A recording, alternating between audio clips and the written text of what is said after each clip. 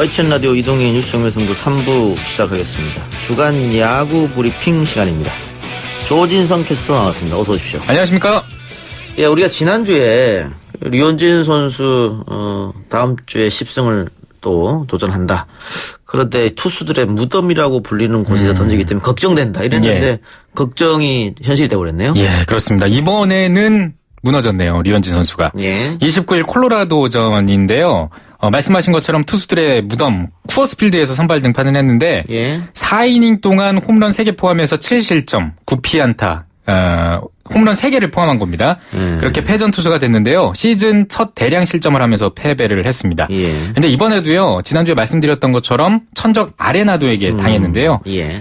이렇게 해서 9승 2패가 됐고요. 평균 자책점이 좀 많이 올랐습니다. 예. 1.27에서 1.83으로 많이 올랐는데도 2점대가 안 돼요. 예. 네. 4시즌 연속 10승 그리고 개인 통산 50승 고지도 다음을 기약하게 됐고요. 5회에 무너졌어요. 4회까지는 참 잘 던졌는데 5회에 홈런을 2개 맞으면서 5실점하면서 조기 강판됐습니다. 그래서 오는 5일에 샌디에이고와의 홈 경기에서 시즌 10승과 개인 통산 50승에 다시 한번 도전합니다. 예, 홈 경기니까 유현진 선수가 홈에서 극강의 경기력을 펼치고 있기 때문에 예. 이번에는 10승이 기대를 해도 되겠죠. 예, 이번에는 가능할 것 같고요. 또 너무 계속 이기고 이러면 예. 사실 너무 이겨도 피곤하거든요, 사실은. 근데 정말 9수에 갇힌 거 아닙니까? 벌써 3번째 실패예요. 뭐 지금까지만 보면 그럴 수 있는데요. 예. 아직 시즌 많이 남아 있고요. 그리고 지난번에도 말씀드렸다시피 9수를 많이 탈출하는 모습을 보여줬어요. 이미 류현진 선수는. 그래서 본인도 신경 쓰지 않고 있으니까 아마 5일에는 승전보가 들려오지 않을까 싶습니다. 예. 그리고 유진 선수 또 좋은 소식이 있네요. 예, 나쁜 소식을 전해드렸으면 이제 좋은 소식을 또 전해드려야죠. 메이저리그에 데뷔한 이후에 처음으로 류현진 선수가 올스타에 뽑혔습니다. 올스타. 예, 근데 그냥 올스타에 뽑혀도 참 대단한 건데 예. 투수잖아요. 예. 투수는 또 선발 투수가 꽂히지 선발. 않겠습니까? 예. 선발 투수는 낙점이 됐습니다. 올스타 예. 전에. 예. 예. 과거에 박찬호 선수가 예. 선발로 했던 기억이 나는데. 맞습니다. 예. 한국인 메이저리그 중에서는 이제 4번째인데요. 박찬호, 김병현, 추신수 다음인데 투수 중에서는 이제 3번째요. 박찬호, 김병현 이렇게 다음에 류현진 선수가 이제 올스타에 뽑힌 건데요.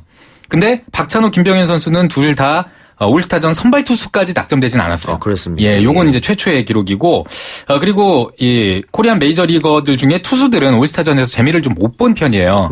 류현진 선수는 올스타전에서 잘 할 수 있을까? 요거 지켜보는 것도 관전 포인트일 것 같습니다. 예. 그리고 이제 올스타 선발되는 과정이 약간 다른데요. 예. 야수 같은 경우에는 팬 투표로 선정이 되지만 투수는 선수 투표가 들어가고요. 메이저리그 사무국 선발 등 이런 이제 과정을 거쳐서 선발이 되는 거예요. 그러니까 팬 투표가 아니라 선수들의 투표. 그러니까 동료들의 어떤 신임을 얻을 수 있는, 그리고 야잘잘.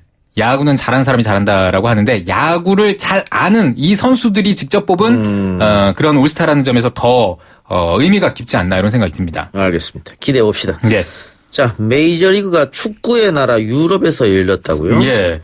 메이저리그가 6월 30일에 영국 런던 올림픽 스타디움에서 메이저리그 사상 첫 유럽 원정 경기를 펼쳤습니다.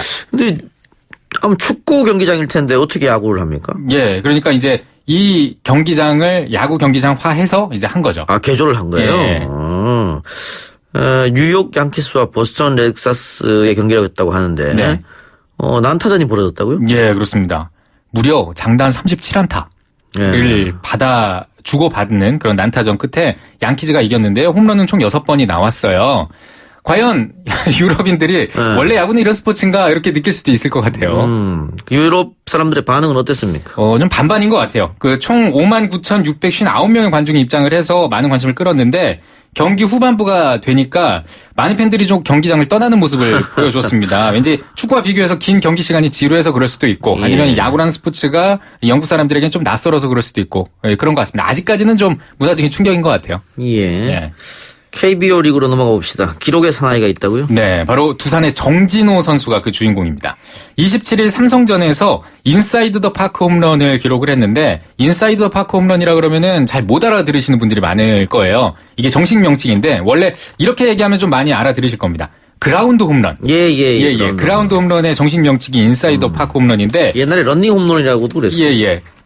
이 홈런 진짜 잘 안 나오거든요. 근데 올해 기록을 했고, 근데 올해만 기록한 게 아니라 작년에도 기록을 했어요. 그러니까 2년 연속 인사이더 파크 홈런, 그러니까 그라운드 홈런을 기록을 한 건데, 이뿐만 아니라 또 사이클링 히트라고 있잖아요. 예. 이 사이클링 히트는 한 선수가 한 경기에서 1루타, 그러니까 단타, 2루타, 3루타, 홈런. 그러니까 1, 2, 3, 4루타를 다 친 거를 사이클링 히트라고 하는데, 이거를 작년에 또 기록을 했어요. 그것도 최소 이닝으로 사이클링 히트를 기록했습니다. 이렇게 명실상부한 기록의 사나이인데도 불구하고 이 선수가 또 주전이 아니에요. 예. 이렇게 주전만큼 많은 그 선발 기회를 제공받지 못하는데도 불구하고 이렇게 기록을 세우는 걸 보면 이 선수 정말 대단한 선수인 것 같습니다. 알겠습니다. 예.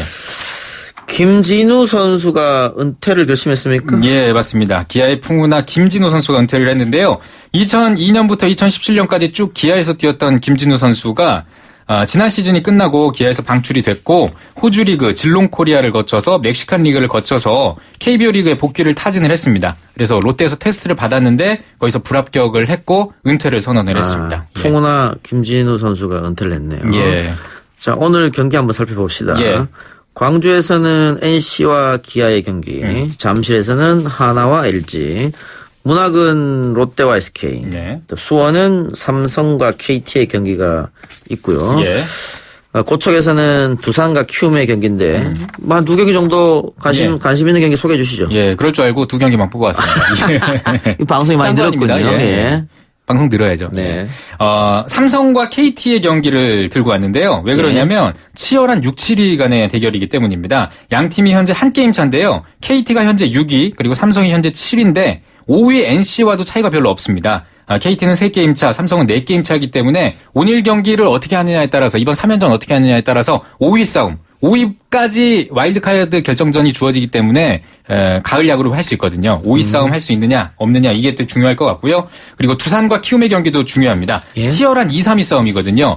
양 팀의 격차가 단 1.5게임 차입니다. 2위가 두산, 3위가 키움인데 키움이 많이 따라왔습니다. 예. 키움이 뒤집을 수 있을지 아니면 두산 지켜낼지 요거 한번 보는 것도 재밌을 것 같습니다. 알겠습니다. 오늘 말씀 고맙습니다. 예, 고맙습니다. 지금까지 조진성 캐스터였습니다. 이 작가야, 궁금하다. 이 작가야, 문자 줄게, 질문다오. 여러분은 지금 웃으며 정보를 입수하고 편안하게 참여하는 이동형의 뉴스 정면 승부와 함께하고 있습니다. 생방송에 참여하고 싶은 분들은 샵 0945, 우물정 0945번으로 단문 50원, 장문 100원의 문자 메시지를 보내주시거나 예스 앱으로는 무료로 참여할 수 있습니다. 지금 바로 보내주세요.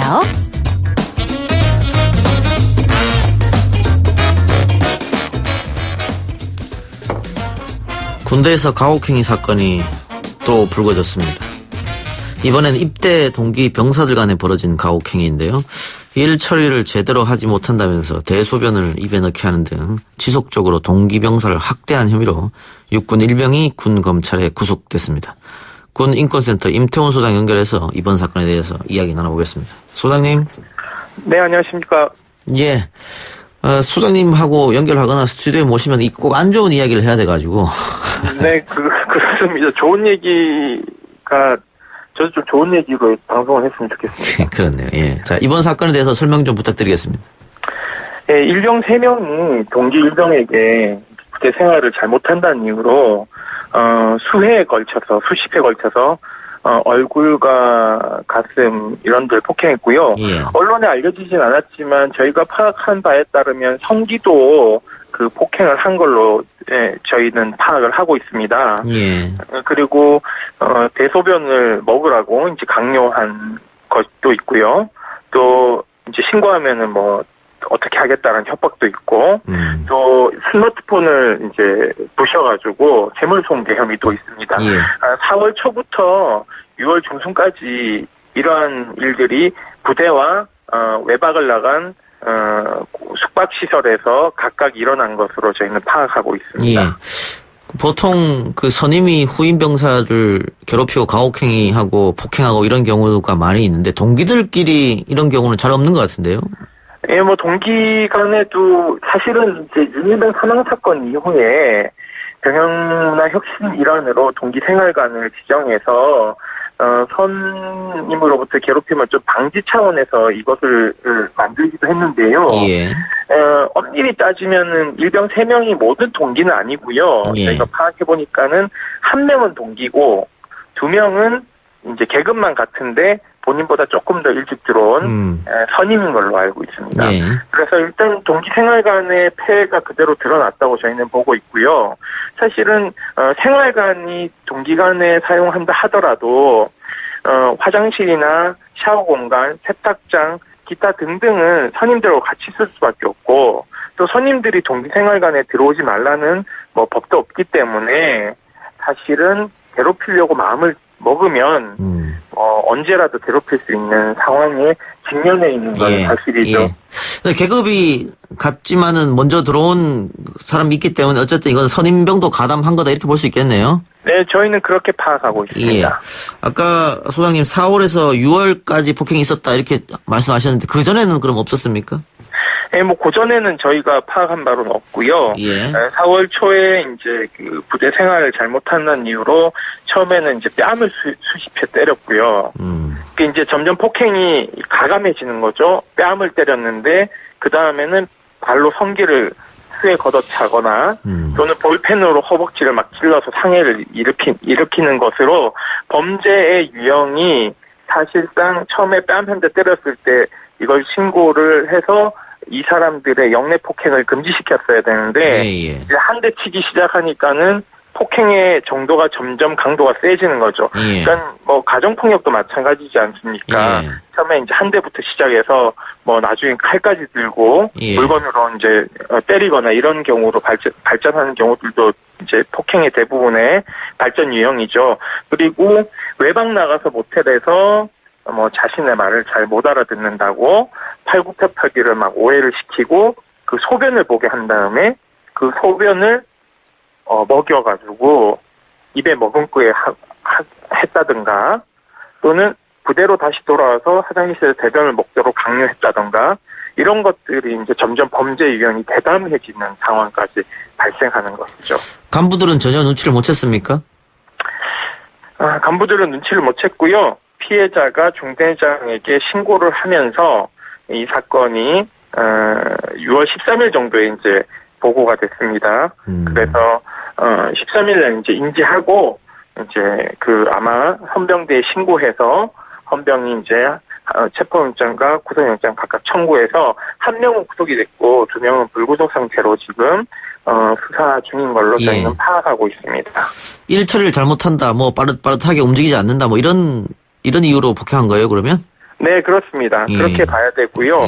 저희가 좀 우려하는 건 이런 것들입니다. 현재 피해자가 힐링 캠프에 입소하고 있다고 합니다. 그러니까 힐링 캠프라고 하면은 많은 분들이 쉬러 갔구나 이렇게 생각하는데 군대에서 힐링 캠프는 그런 곳이 아니라 그린 캠프라고 예전에 들어보셨죠? 소위 간신병사들을 복무 부정으로 격리시켜 놓은 공간인데요. 피해자를 일정 정도 가해 행위에 있어서의 너도 문제가 있지 않겠냐라는 인식이 그대로 드러나는 것이라고 저희는 판단하고 있습니다. 힐링 캠프가 아니라 피해자는 지금 군에서 좀 떨어져서 부모들로부터 좀 케어를 받아야 될 필요도 있고요. 두 번째는 외상 후 스트레스 장애나 각종 수면 장애 이런 것들이 있는지 없는지 정신과 진료를 좀 받아야 되는데 물론 우리 국군 병원에도 정신과가 있긴 하지만 군에서 일어난 폭행 같은 경우에는 대부분 군복을 입은 사람을 다시 보는 걸 두려워해요. 그렇기 때문에 병가를 내줘서 민간에서 좀 진료를 받게 하는 것이 맞지 않겠나라는 생각이 들고요. 힐링 캠프에서는 빨리 퇴소시키는 것이 저희 맞다고 보고 있습니다. 알겠습니다. 제가 한 25년 전에 군 생활을 했는데 저는 저 때도 사실 되게 구타가 심했거든요. 네네. 다른 사람보다도 제가 좀 많이 맞는 스타일이어가지고 많이 맞았는데. 네네. 근데 그때는 뭐 인분은 먹인다거나 이런 가혹행위는 없었거든요. 네네. 근데 이번에는 인분을 먹였다. 이게 상당히 충격적입니다. 인분 사건은 육군훈련소에서도 2005년도에 있었던 사건으로 기억하고 있습니다.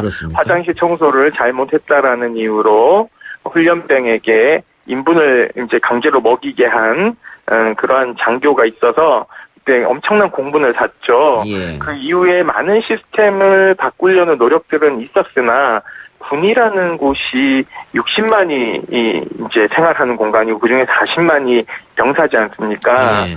병사들의 일생활을 모두 감시한다는 것은 사실상 불가능한 일이죠. 예. 다만 그럼에도 불구하고 신고 체계를 좀 너무 일원화시켜 놓고 군에만 신고하라는 식으로 해놨거든요. 예. 저는 이제 저희 같은 민간단체에도 좀 신고하고 외부자들이 언제라도 군대를 훈련에 지장을 받지 않는 한에서는 감시하고 견제할 수 있는 그러한 법적인 권한도 좀 부여해야 된다고 생각하고 있습니다. 물론 지금 뭐 저희가 상담 전화를 가지고 있지만 해마다 상담 건수는 증가하고 있는 건 사실이거든요.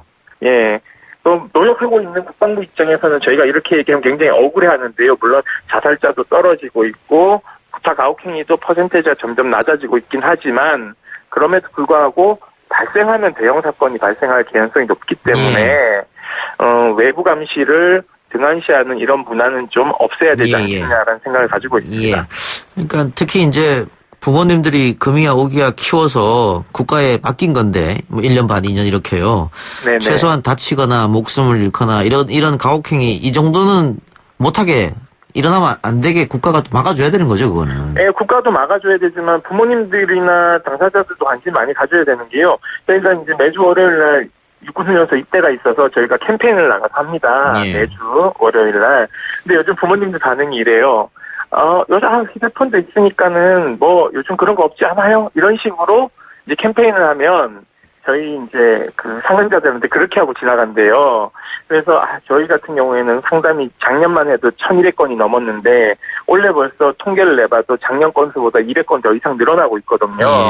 그러니까는 사실상 핸드폰을 줘서 많이 좋아졌긴 하지만 여전히 부모님들이 그런 것에 관심을 가져야지만이 이런 구타 가혹행위도 점점점 발붙일 곳이 없어지지 않을까라는 생각을 가지고 있습니다. 예. 신고는 어떻습니까? 예전에는 신고하면은 그 친구가 오히려 왕따가 되는 군대 내에서 그런 일들이 많이 벌어졌지 않습니까? 그래서 신고하는 것 자체를 두려워하고 지금은 네네. 그런 부분은 좀 개선이 됐나요? 그런 부분은 개선이 됐고요. 예. 그 당사자들이 윤일병 사망 사건 이후에 달라진 풍경은요.